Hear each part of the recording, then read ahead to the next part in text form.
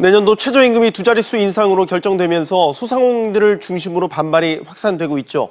문재인 대통령은 최저임금 속도 조절론을 받아들이고 경제 운용도 여건에 따라 유연하게 추진하겠다고 밝혔습니다. 취재기자와 알아보겠습니다. 이강호 기자 나와 있습니다.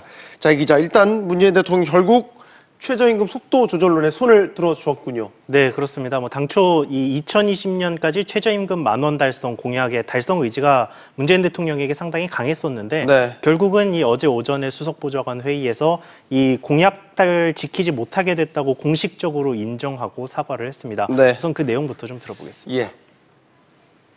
2020년까지 최저임금 1만 원을 이룬다는 목표는 사실상 어려워졌습니다. 결과적으로 대선 공약을 지키지 못하게 된 것을 사과드립니다. 문 대통령은 이어서 이 최저임금의 인상 속도가 기계적 목표일 수는 없다 하면서 결국은 이어지는 최저임금 인상폭을 우리 경제가 감당해내는 것이 더 중요하다고 강조했습니다. 네. 그러니까 최저임금보다는 이 정책 목표인 소득주도 성장을 이뤄내는 게 더 중요하다라고 강조한 것으로 해석이 되고요. 다만 2022년 그러니까 임기가 끝날 때까지 최저임금 10,000원을 달성하는 쪽으로 좀 노력하겠다고는 밝혔습니다. 정부는 이 최저임금 인상에 따른 영세 자영업자 또 소상공인들의 경영난과 고용 감소를 막기 위해서 다양한 대책을 마련하기로 했습니다.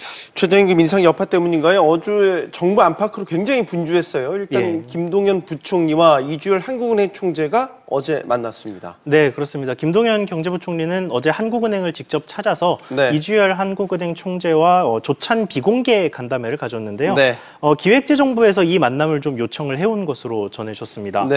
김 부총리는 회동 후에 기자들과 만나서 최저임금의 급격한 인상에 따른 부작용을 우려했습니다. 이 내용도 직접 들어보시죠. 하반기 경제 운영에서 이번에 최저임금 오르는 것이 부담으로 작용되지 않을까 하는 우려가 있는 것 또한 사실입니다. 일부 연령층 또 일부 업종의 고용에 미치는 그 영향이 현실화되고 있는 조짐이 보이고 있고. 김 부총리는 다만 이 최저임금 인상에 따른 지원을 위한 일자리 안정자금 한도 확대에 대해서는 다소 부정적인 반응을 보였는데요.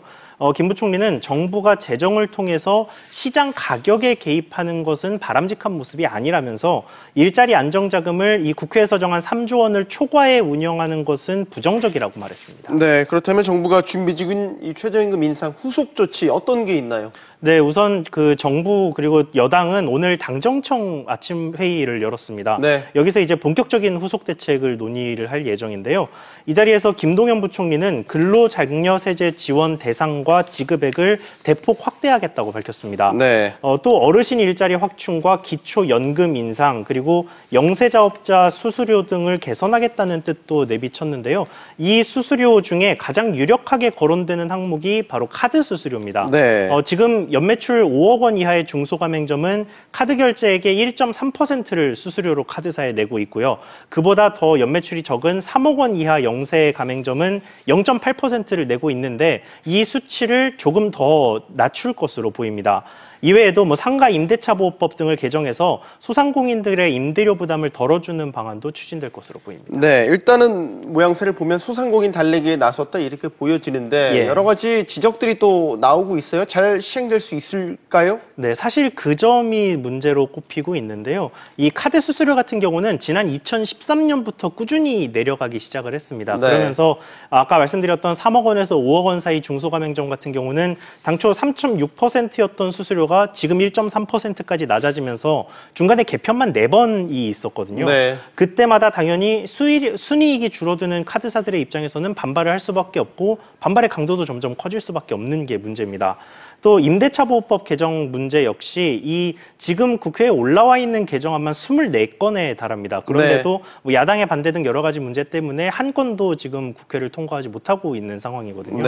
그러니까 지금 논의되는 대책들이 지금까지 안 했던 새로운 대책이 아니고 계속해서 했던 대책을 한 번 더 해보자, 조금 더 강화해보자 이런 차원에 그치고 있다는 얘기입니다.